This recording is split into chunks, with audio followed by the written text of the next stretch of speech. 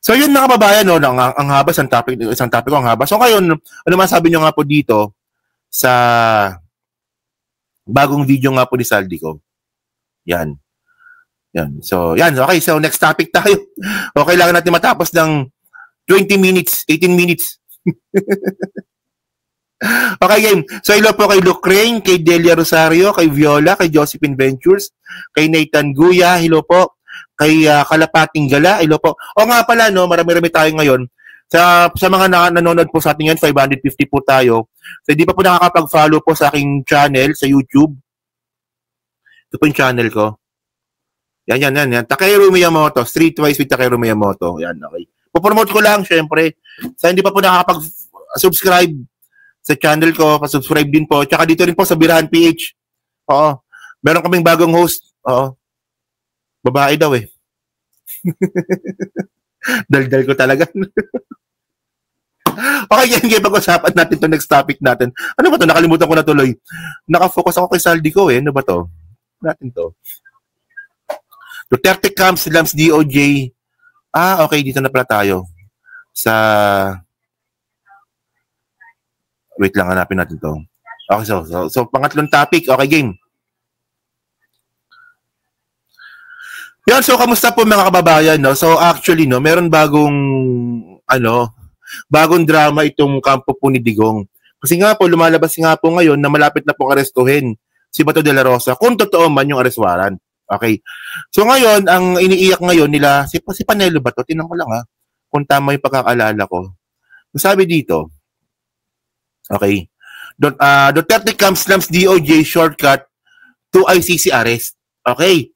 So yung sabi po ng kampo ni Digong, meron daw pong shortcut doon po sa ICC arrest.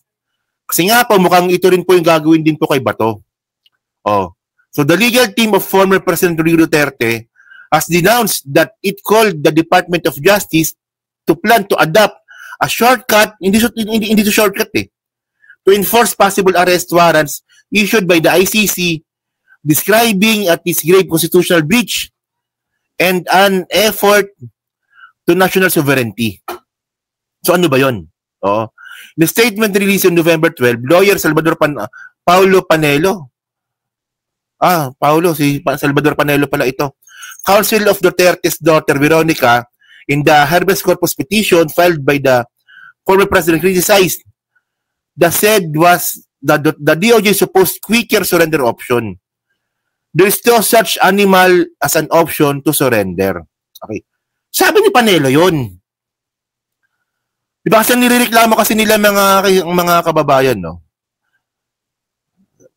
Ang nirereklamo kasi nila, bakit daw po hinuli si Digong at posibleng mangyari din daw po ito kay Bato na hindi po dadaan sa korte.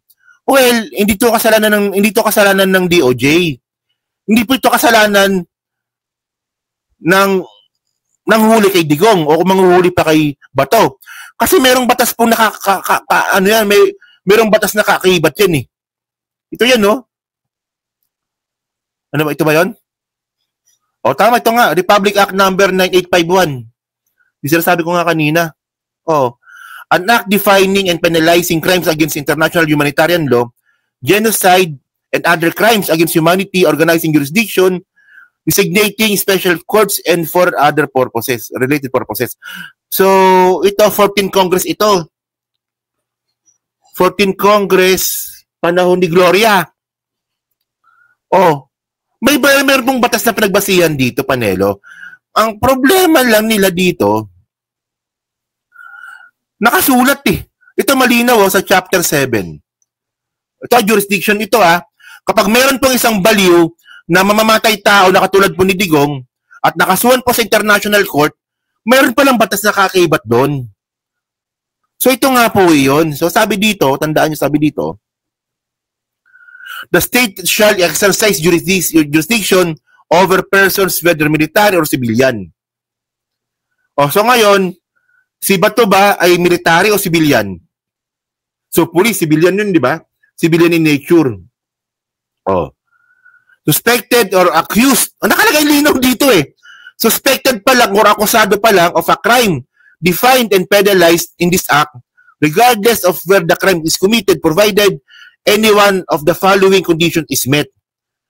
So pwede pong isurrender ang isang akusado, accused or suspected pa lang. Ang linaw ng batas eh.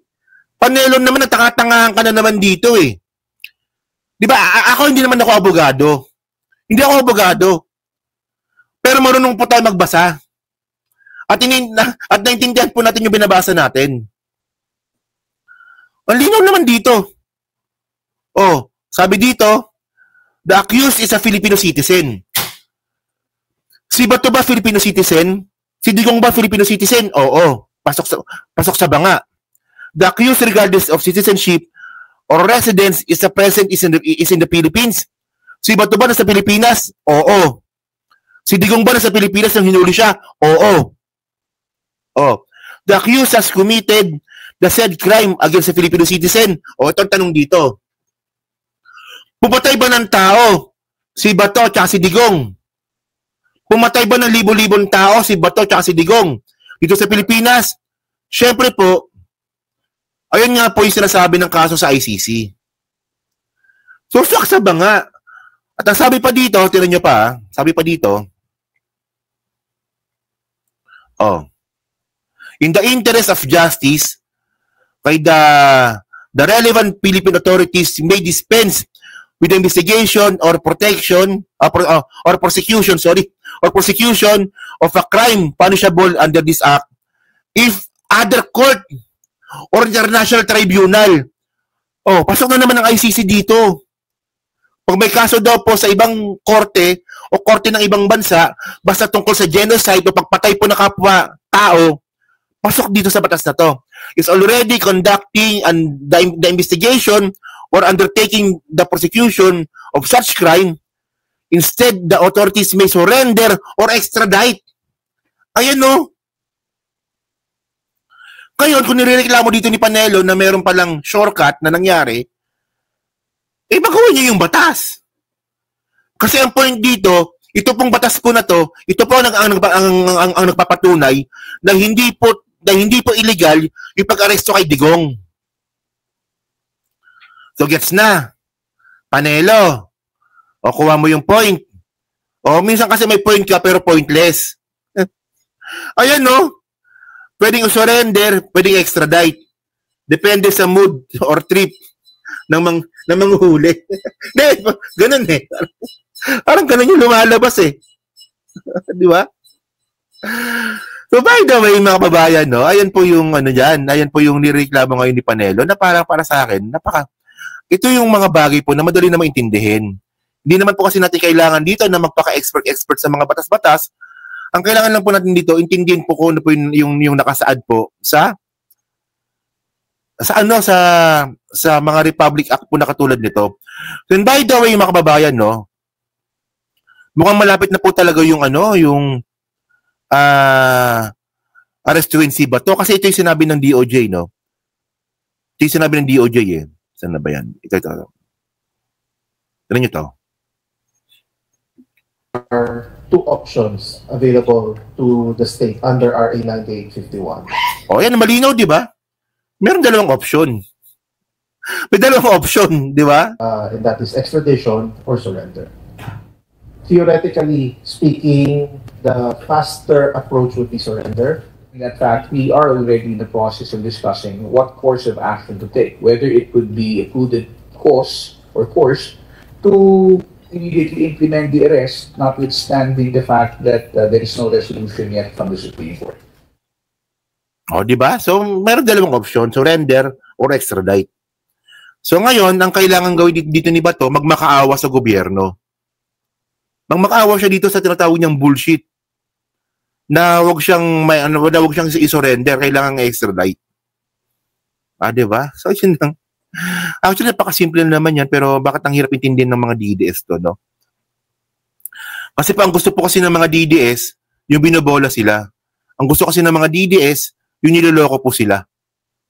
Kaya nga loko-loko yan eh. So yan, nasa ilo po kay Gerald Evans, kay Viola, kay Lorna de la Cruz. Di ba? Okay, si Max Safe, hello po, yan.